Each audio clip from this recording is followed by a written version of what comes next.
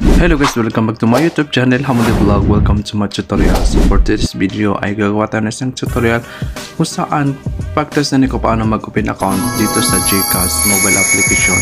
So alam ko maraming nakakaalam nito guys, pero sa mga taong hindi pa alam ko paano mag-open account dito sa GCash, ang video na to ay para sa inyo guys. So tara na guys, simulan na natin.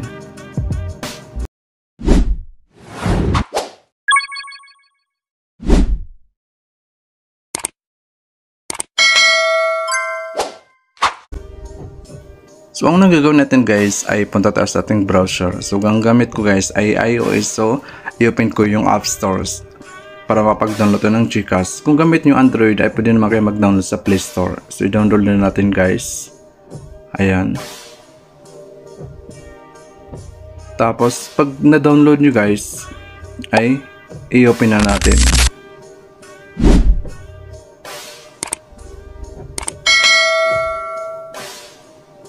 So ayan, so i-allow na natin lahat guys para makapag-proceed na tayo.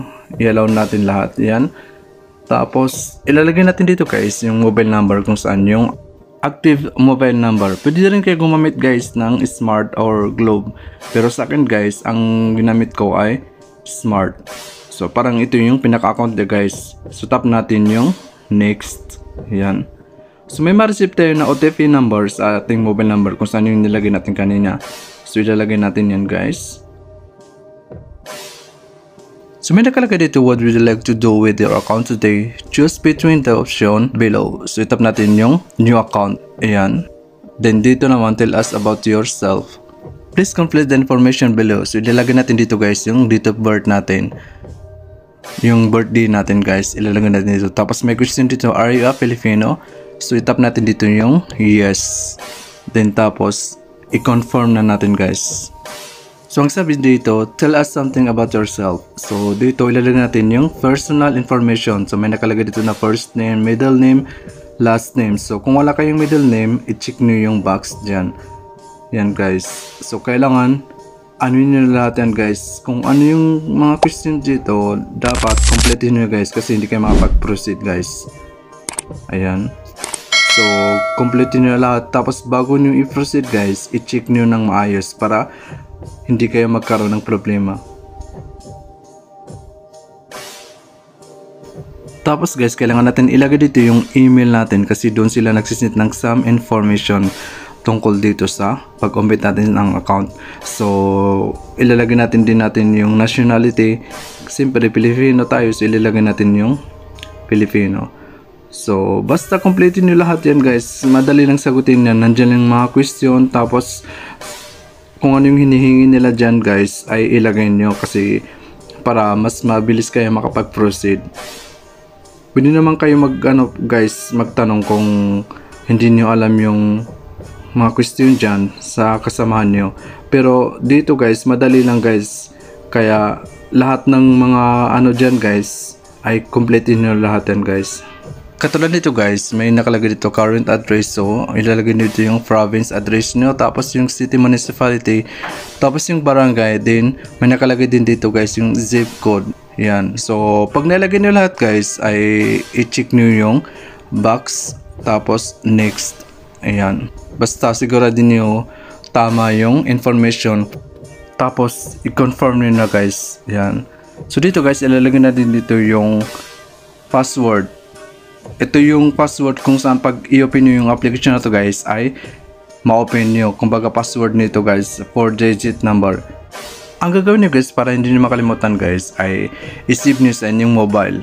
Para kung sakaling makalimutan nyo, ay hanapin nyo na lang or isulat nyo na lang sa papel, tapos ilagay nyo sa inyong wallet para hindi nyo makalimutan guys. So, tapos i-check nyo yung box, then i-confirm na natin.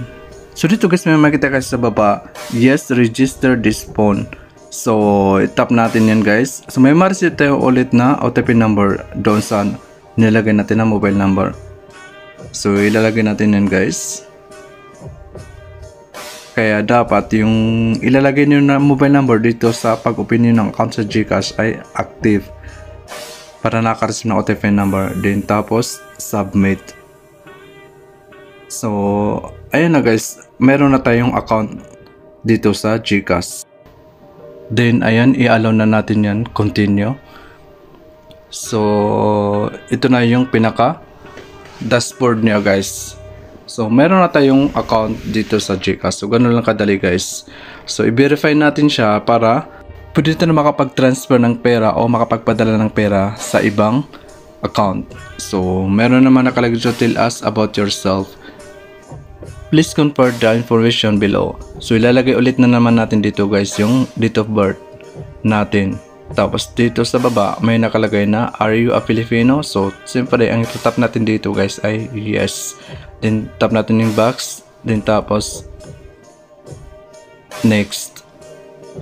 So dito guys pipili tayo dito guys kung anong i-attach natin na valid ID dito sa pag-open natin ng o pag-verify natin sa account natin na GCash.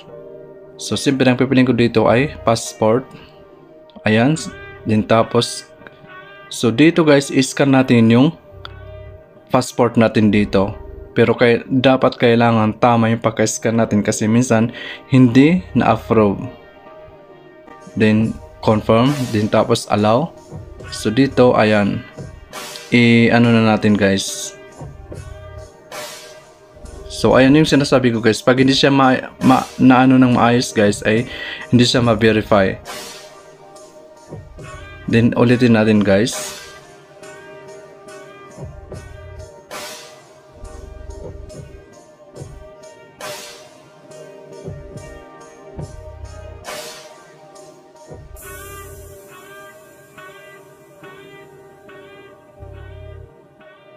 So okay na siya guys. So may nakalagay dito, wear proper attire and your selfie should match your ID photo. So dito guys, so ang sabi dito, remove your cap, mask or glasses. So kailangan wala tayong sombrero or eyeglasses or mask kasi hindi po tayo ma-recognize pag nagpicture tayo guys. So please blink. So kailangan po natin i-blink yung mata natin para ma-capture siya guys. So ayan. Then next. So your information should match in your ID. So kailangan po talaga kung nilagay natin lahat dito guys ay kaparehas nung nakalagay na address doon sa inilagay natin na ID. So dito guys merong some information na kailangan nating kumpletuhin. So katulad ng civil status, province, city, tapos yung municipality, barangay municipality, tapos yung zip code, then yung house number and street address. So sa employment type guys, ay ang nilagay ko dito ay OFW kasi andito ako sa ibang bansa. So dito naman sa expected monthly transaction below, ang nilagay ko dito guys ay 50,000. Tapos dito sa opening an account is nilagay ko guys ay send money. So dito may nakalagay dito na, so may question dito guys, are you a politically exposed person? So ang nilagay ko dito ay no. So dito naman sa establish or beneficiary ownership, ang nilagay ko dito guys ay yes. Tapos i-next na natin yan guys. Ayan. Then i-confirm na natin. So naglo-loading pa guys. So ayun na guys, okay na siya. So may nakalagay dito na, ang sabi dito guys, we're verifying your account.